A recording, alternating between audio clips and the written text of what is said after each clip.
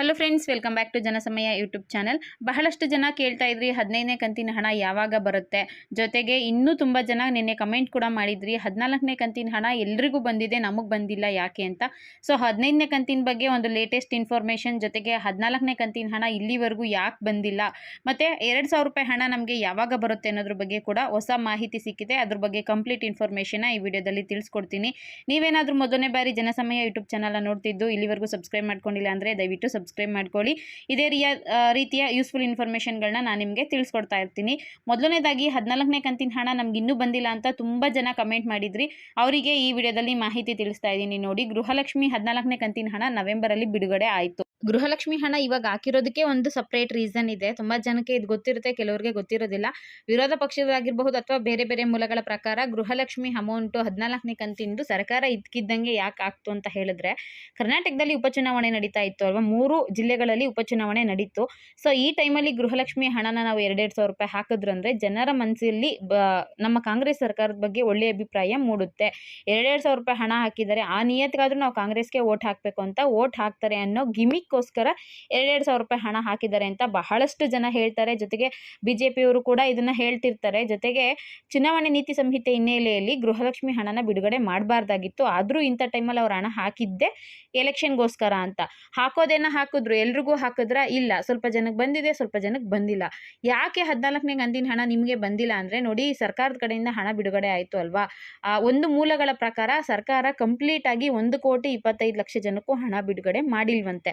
ಸ್ವಲ್ಪ ಜನಕ್ಕೆ, ಸುಮಾರು ಒಂದು 70-80% ಜನರಿಗೆ ಹಣನ ಹಾಕಿ ಸ್ವಲ್ಪ ಜನತ್ತು ಪೆಂಡಿಂಗ್ ಉಳಿಸ್ಕೊಂಡಿದ್ದಾರಂತೆ. ಏನಕ್ಕೆ ಅಂದರೆ, ಎಲ್ಲಿ ಎಲೆಕ್ಷನ್ ನಡೀತಾ ಇದೆಯೋ ಆ ಜಿಲ್ಲೆಗಳಿಗೆ ಮಾತ್ರ ಹಣ ಹಾಕಿದ್ರೆ ಆ ಜಿಲ್ಲೆಯವ್ರಿಗೆ ಹಣ ಹಾಕಿದ್ದಾರೆ. ಓಟ್ ಅವ್ರು ಹಾಕಲಿ ಅನ್ನೋದಕ್ಕೆ ಮಾತ್ರ ಹಾಕಿದ್ದಾರೆ, ಬೇರೆಯವ್ರಿಗೆ ಹಾಕಿಲ್ಲ ಅನ್ನೋದು ತುಂಬ ಜನ ಕೇಳ್ತಾರೆ ಅನ್ನೋದಕ್ಕೋಸ್ಕರ ಎಲ್ಲರಿಗೂ ಹಾಕಿದ್ದಾರೆ ಅಮೌಂಟು. ಆದರೆ ಸ್ವಲ್ಪ ಜನತ್ತು ಇನ್ನೂ ಕೂಡ ಪೆಂಡಿಂಗ್ ಉಳಿಸ್ಕೊಂಡಿದೆ. ಇನ್ನೊಂದು ವಿಚಾರವಾಗಿ ಹೇಳ್ತಾರೆ, ಗೃಹಲಕ್ಷ್ಮಿ ಹಣ ಹಾಕೋದಕ್ಕೆ ಸರ್ಕಾರದ ಹತ್ರ ಸದ್ಯಕ್ಕೆ ದುಡ್ಡಿಲ್ಲ, ಅದಕ್ಕೆ ಅವರು ಅಮೌಂಟ್ನ ಹಾಕ್ತಿಲ್ಲ ಅಂತ. ಇತ್ತೀಚೆಗೆ ನಿಮಗೆ ನೋಡಬೇಕು ಅಂದರೆ, ಇದು ಲಾಸ್ಟ್ ವಿಡಿಯೋದಲ್ಲಿ ಕೂಡ ನಾನು ತಿಳಿಸಿದ್ದೆ, ಯುವ ನಿಧಿ ಅಮೌಂಟು ಸ್ವಲ್ಪ ಜನಕ್ಕೆ ಬಂದಿದೆ, ಸ್ವಲ್ಪ ಜನಕ್ಕೆ ಬಂದಿಲ್ಲ. ಅಕ್ಟೋಬರ್ ತಿಂಗಳದ ಅಮೌಂಟು ಸ್ವಲ್ಪ ಜನಕ್ಕೆ ಬಂದಿದೆ. ಸ್ವಲ್ಪ ಜನಕ್ಕೆ ಯಾಕೆ ಬಂದಿಲ್ಲ ಅಂದರೆ, ಸರ್ಕಾರದ ಹತ್ರ ದುಡ್ಡಿಲ್ಲ. ಎಷ್ಟು ಹಣ ಇತ್ತೋ ಅಷ್ಟು ಹಣನ ಬಿಡುಗಡೆ ಮಾಡಿದ್ದಾರೆ, ಇನ್ನು ಮಿಕ್ಕಿದ್ನ ಪೆಂಡಿಂಗ್ ಉಳಿಸ್ಕೊಂಡಿದ್ದಾರೆ. ನವೆಂಬರ್ ಕಂತಿನ ಹಣ ಹಾಕಬೇಕಾದ್ರೆ ಅದನ್ನು ಹಾಕೋ ಒಂದು ಕೆಲಸ ನಡೆಯುತ್ತೆ ಅಂತ ಬಹಳಷ್ಟು ಜನ ಹೇಳ್ತಾ ಇದ್ದಾರೆ. ನೋಡಿ, ಸರ್ಕಾರದ ಹತ್ರ ಹಣದ ಸ್ವಲ್ಪ ಪ್ರಾಬ್ಲಮ್ ಆಗಿದೆಯಂತೆ. ಅಥವಾ ಇನ್ನೊಂದು ಮೂಲಗಳ ಪ್ರಕಾರ ಏನು ಹೇಳ್ತಾರೆ, ಗೃಹಲಕ್ಷ್ಮಿ 14ನೇ ಕಂತಿನ ಹಣ ಯಾಕೆ ಬಂದಿಲ್ಲ ಅಂದರೆ, ಸರ್ಕಾರ ಇತ್ತೀಚೆಗೆ ಸುಮಾರು 13 ಲಕ್ಷ BPL ರೇಷನ್ ಕಾರ್ಡ್ಗಳನ್ನ APL ಆಗಿ ಪರಿವರ್ತನೆ ಮಾಡಿತ್ತು, ಗೊತ್ತಲ್ವಾ. ಸೊ ಇದು 6 ತಿಂಗಳಿಂದ ಪ್ರೋಸೆಸ್ ನಡೀತಾ ಇತ್ತಂತೆ. ಸುಮಾರು 6 ತಿಂಗಳಿಂದ ರೇಷನ್ ಕಾರ್ಡ್ನ ರದ್ದು ಮಾಡ್ಕೊಂಡು ಬರೋ ಕೆಲಸ ನಡೀತಾ ಇದೆ. ಈ ಟೈಮಲ್ಲಿ ಒಂದಷ್ಟು ಜನತ್ತು ಇನ್ಕಮ್ ಟ್ಯಾಕ್ಸ್ ಕಟ್ಟಿಲ್ಲ ಅಂದರೂ ಕೂಡ ಇನ್ಕಮ್ ಟ್ಯಾಕ್ಸ್ ಕಟ್ತಾ ಇದ್ದಾರೆ, GST ಕಟ್ತಾ ಇದ್ದಾರೆ ಅಂತ ಮೆನ್ಷನ್ ಮಾಡ್ಕೊಂಡು ಹೋಗಿರೋದ್ರಿಂದ ಅಂಥವ್ರದ್ದೆಲ್ಲರದ್ದು ಕೂಡ ಗೃಹಲಕ್ಷ್ಮಿ ಅಮೌಂಟು ಸ್ಟಾಪ್ ಆಗಿದೆ. ನೋಡಿ, ನಿಮಗೆ ಸುಮಾರು ಕಂತಿನ ಹಣ ಬಂದಿಲ್ಲ ಅಂದರೆ ನೀವು ಈಗಲೇ ಹೋಗಿ ಕರ್ನಾಟಕವನ್ನು, ಗ್ರಾಮವನ್ನು, ಬೆಂಗಳೂರು ಒನ್ಗಳಲ್ಲಿ ಏನು ಬರ್ತಾ ಇದೆ ಸ್ಟೇಟಸ್ನ ಚೆಕ್ ಮಾಡಿಸ್ಕೊಳ್ಳಿ. ಗೃಹಲಕ್ಷ್ಮಿದು ಬೇರೆ ಎಲ್ಲೂ ನಿಮಗೆ ಸ್ಟೇಟಸ್ ಚೆಕ್ ಮಾಡೋದಕ್ಕೆ ಆಪ್ಷನ್ ಇಲ್ಲ. ಅಲ್ಲಿ ಹೋಗ್ಬಿಟ್ಟು ನಿಮ್ಗೆ ಏನಾದ್ರು GST ಫೈಲ್ ಮಾಡ್ತಿದ್ದೀರಾ ಅಥವಾ IT ಟ್ಯಾಕ್ಸ್ ರಿಟರ್ನ್ ಪೇಯರ್ ಆಗಿದ್ದೀರಾ ಅನ್ನೋದನ್ನ ಚೆಕ್ ಮಾಡಿಸ್ಕೊಳ್ಳಿ. ಆ ರೀಸನ್ಸಿಂದ ಕೂಡ ಹಣ ಬರ್ತಿಲ್ವಂತೆ 14ನೇ ಕಂತಿಂದು. ಇದು ನೋಡಿ, 14ನೇ ಕಂತಿನ ಹಣ ತುಂಬ ಜನ ಕಮೆಂಟ್ ಮಾಡಿದ್ರಿ ನಮಗೆ ಬಂದಿಲ್ಲ, ನಮಗೆ ಬಂದಿಲ್ಲ ಅಂತ. ಅಂಥವರಿಗೆ ಸಿಕ್ಕಿರುವಂತಹ 3 ಕಾರಣಗಳು. ನಿಮ್ಗೆ ಯಾಕೆ ಹಣ ಬಂದಿಲ್ಲ ಅಂದರೆ, ಒಂದು ಇನ್ಕಮ್ ಟ್ಯಾಕ್ಸ್ ಕಟ್ತಾ ಇದ್ದೀರಾ ಅಥವಾ GST ಕಟ್ತಾ ಇದ್ದೀರಾ ಅಂದ್ಬಿಟ್ಟು ಹೋಲ್ಡ್ ಮಾಡಿದ್ದಾರೆ. ಇನ್ನೊಂದು, ಸರ್ಕಾರದ ಹತ್ರ ದುಡ್ಡಿಲ್ಲ, ಅದಕ್ಕೋಸ್ಕರ ಸುಮಾರು ಜನಕ್ಕೆ ಹಾಕಿ ಇನ್ನು ಸ್ವಲ್ಪ ಜನತ್ತು ಪೆಂಡಿಂಗ್ ಉಳಿಸ್ಕೊಂಡಿದ್ದಾರೆ. ಮೂರನೇ ರೀಸನ್ ಏನಪ್ಪ ಅಂದರೆ, ಲೋಕಸಭಾ ಎಲೆಕ್ಷನ್ ಇತ್ತಲ್ವಾ, ಅದಕ್ಕೋಸ್ಕರ ಸರ್ಕಾರ ಹಣ ಆ ಟೈಮಲ್ಲಿ ಬಿಡುಗಡೆ ಮಾಡ್ತು, ಅದಾದಮೇಲೆ ಅದನ್ನು ಸ್ವಲ್ಪ ಹೋಲ್ಡ್ ಮಾಡ್ಕೊಂಡಿದೆ ಅಂತ ಈ ರೀತಿಯಾಗಿ ಹೇಳ್ತಾ ಇದ್ದಾರೆ.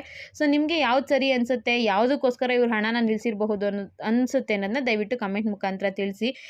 ಇನ್ನು ನಿಮಗೆ 15ನೇ ಕಂತಿನ ಹಣ ಬಂದಿಲ್ಲ ಅಂದರೆ, ನನ್ನ ಕಡೆಯಿಂದ ಒಂದು ನ್ಯೂಸ್ ಏನಪ್ಪ ಅಂದರೆ, ಇಲ್ಲಿವರೆಗೂ ಬಂದಿಲ್ಲ ಅಂದರೆ ನಿಮಗೆ ಖಂಡಿತವಾಗ್ಲೂ 15ನೇ ಕಂತಿನ ಹಣದ ಜೊತೆ 2,000 + 2,000 4,000 ರೂಪಾಯಿ ಹಣ ಸಿಗುತ್ತೆ. ಆ ಟೈಮಲ್ಲಿ ಹಣ ಬಿಡುಗಡೆ ಮಾಡ್ತಾರಲ್ವಾ, ಪೆಂಡಿಂಗ್ ಉಳಿಸ್ಕೊಂಡಿದ್ದವ್ರಿಗೂ ಕೂಡ ಹಣ ಬಿಡುಗಡೆ ಆಗುತ್ತೆ. ಇನ್ ಕೇಸ್ ನಿಮಗೆ GST ಅಥವಾ IT ಟ್ಯಾಕ್ಸ್ ರಿಟರ್ನ್ ಪೇ ಮಾಡ್ತಿದ್ದೀರಾ ಅಂತ ಕ್ಯಾನ್ಸಲ್ ಮಾಡಿದ್ರು ಅಂದರೆ ಬರೋದಿಲ್ಲ. ಇಲ್ಲಾಂದರೆ ಫಂಡ್ ರೀಸನಿಂದ ಏನಾದರೂ ಹೋಲ್ಡ್ ಆಗಿತ್ತು ಅಂದರೆ ಖಂಡಿತವಾಗ್ಲೂ ಬರುತ್ತೆ. ಇನ್ನು ನೆಕ್ಸ್ಟ್ ವಿಷಯ ಬಂದು 15ನೇ ಕಂತಿನ ಹಣ ಯಾವಾಗ ಬರುತ್ತೆ ಅಂತ. ಇದ್ರ ಬಗ್ಗೆ ಕೂಡ ನೀವು ಡೈಲಿ ನೋಡ್ತಾ ಇರ್ತೀರಾ. ನಿಮಗೆ ಗೃಹಲಕ್ಷ್ಮಿ ಅಮೌಂಟ್ದು ಏನಾದರೂ ಸ್ಟೇಟಸ್ನ ಚೆಕ್ ಮಾಡ್ತಿದ್ರೆ ಅದರಲ್ಲಿ ಬಹಳಷ್ಟು ಜನದ್ದು DBT ಪುಷ್ಡ್ ಅಂತ ಬರ್ತಾ ಇದೆಯಂತೆ. ಸೊ DBT ಪುಷ್ಡ್ ಆಗಿತ್ತು ಅಂದರೆ ಒಂದು ವಾರ ಒಳಗಡೆ ಹಣ ಬರುತ್ತೆ, ಅಂದರೆ ಡಿಸೆಂಬರ್ ಫಸ್ಟ್ ವೀಕಲ್ಲಿ ಅಥವಾ ಸೆಕೆಂಡ್ ವೀಕಲ್ಲಿ ಹಣ ಬರುತ್ತೆ ಅಂತ ಬಹಳಷ್ಟು ಜನ ಹೇಳ್ತಾ ಇದ್ದಾರೆ. ಅದರಲ್ಲಿ ಇನ್ನೊಂದು ವಿಚಾರ ಏನಪ್ಪ ಅಂದರೆ ಸರ್ಕಾರದಿಂದ ಹಣ ಬಿಡುಗಡೆ ಆಯಿತು ಅಂದರೆ ಖಂಡಿತವಾಗ್ಲೂ ಬರುತ್ತೆ. ಇನ್ ಕೇಸ್ ಹಣ ಬಿಡುಗಡೆ ಆಗಿಲ್ಲ ಅಂದರೆ ಅದು ಕೂಡ ಸ್ವಲ್ಪ ಲೇಟ್ ಆಗಿನೇ ಬರುತ್ತೆ. ಸದ್ಯಕ್ಕೆ 15ನೇ ಕಂತಿನ ಹಣದ ಬಗ್ಗೆ ಯಾರು ಕೂಡ CM ಸಿದ್ದರಾಮಯ್ಯ ಆಗಿರಬಹುದು, ಲಕ್ಷ್ಮೀ ಹೆಬ್ಬಾಳ್ಕರ್ ಮೇಡಮ್ ಆಗಿರ್ಬೋದು, DK ಶಿವಕುಮಾರ್ ಆಗಿರಬಹುದು, ಯಾರು ಕೂಡ ಮಾಹಿತಿನ ತಿಳಿಸ್ಕೊಟ್ಟಿಲ್ಲ. ಅದ್ರ ಬಗ್ಗೆ ಏನಾದರೂ ನೆಕ್ಸ್ಟ್ ಇನ್ಫಾರ್ಮೇಷನ್ ಸಿಕ್ತು ಅಂದರೆ ಖಂಡಿತವಾಗ್ಲೂ ಬಿಡುಗಡೆ ಆಯಿತು ಅಂದರೆ ತಿಳಿಸ್ಕೊಡ್ತೀನಿ.